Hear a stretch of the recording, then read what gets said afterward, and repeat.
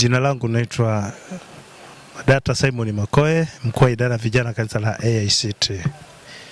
Ndugu zangu, nipende tu kusema machache. Tupo hapa Tabora kwenye chuo cha ualimu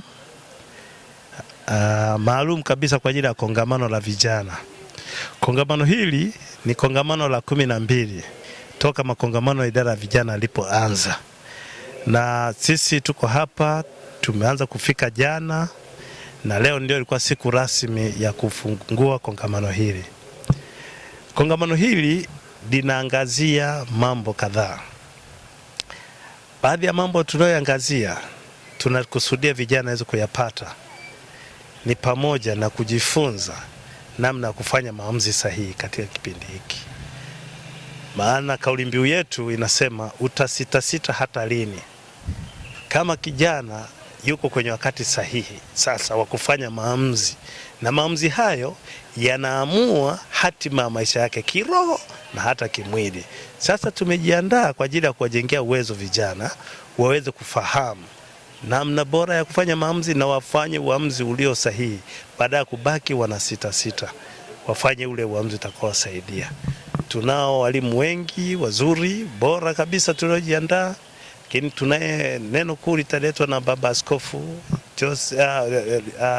Askofu Lusato wa dayosisi yetu ya Tabora. Kwa hiyo ni wakaribishe vijana wote, wale ambao bado hawajafika waendelee kukaribia. Naweza kusema machache. Kwanza nianze kusema kwenye hili la mahudhurio.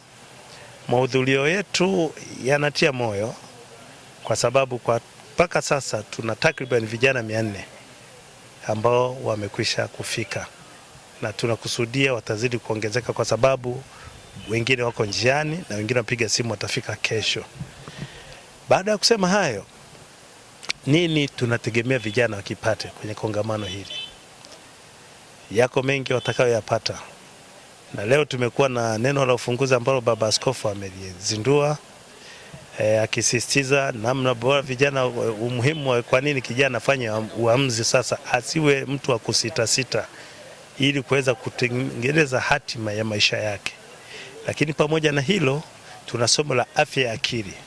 Afya ya akili nayo yatufundisha mambo mengi. Tumeona kwamba vijana wenye umri chini ya miaka 25 wako kwenye changamoto kubwa sana ya afya ya akili.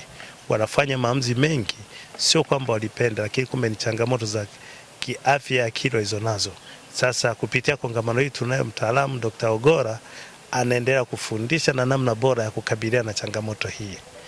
Pamoja na hilo, tunao walimu wengine. Tunakusudia kuwa na Dr. Chazi Sokire ambaye yeye atafundisha somo linahusu na namna kijana tambue nafasi yake kwenye uchumi wa taifa. Kwa hiyo katika masomo haya, kijana kishatambua nafasi yake, itampa nafasi nzuri ya yeye kuamua kujiposition, asikae mahali ambapo sio sahihi, ajue mahali ambapo pako sahihi ili paweze kumletea tija.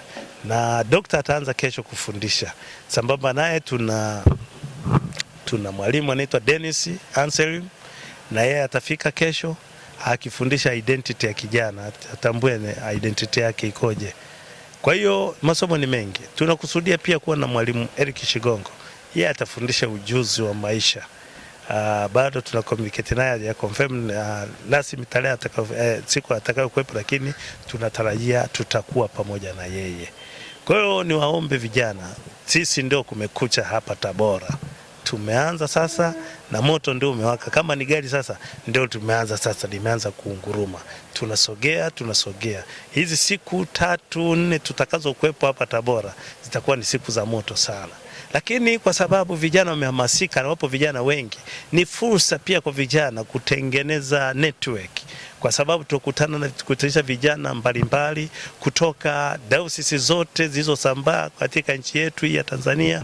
Dayosisi zimetapakaa kila sehemu. Tuna vijana wametoka Mbeya, wapo vijana wa Iringa, wapo wa Dodoma, wapo wa Pwani mpaka Mtwara, wapo wa Arusha, Kilimanjaro, Manyara.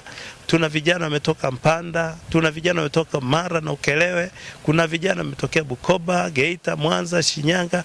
Kwa hiyo kwa fupi ni kwamba kongamano limesheheni watu kutoka kila eneo, na ni watu ambao wapo aina tofauti tofauti. Tuna wafanyabiashara, tuna wanafunzi, tuna wakulima, lakini pia tuna vijana ambao ni wafanyakazi, wanafanya kazi kwenye sekta mbalimbali za umma na zisizo za umma. Kwa karibuni sana ndugu zangu, usipange kukosa kwenye kongamano. Kweli litatubadilisha tutakapomaliza muda wa kongamano hili. Karibuni sana.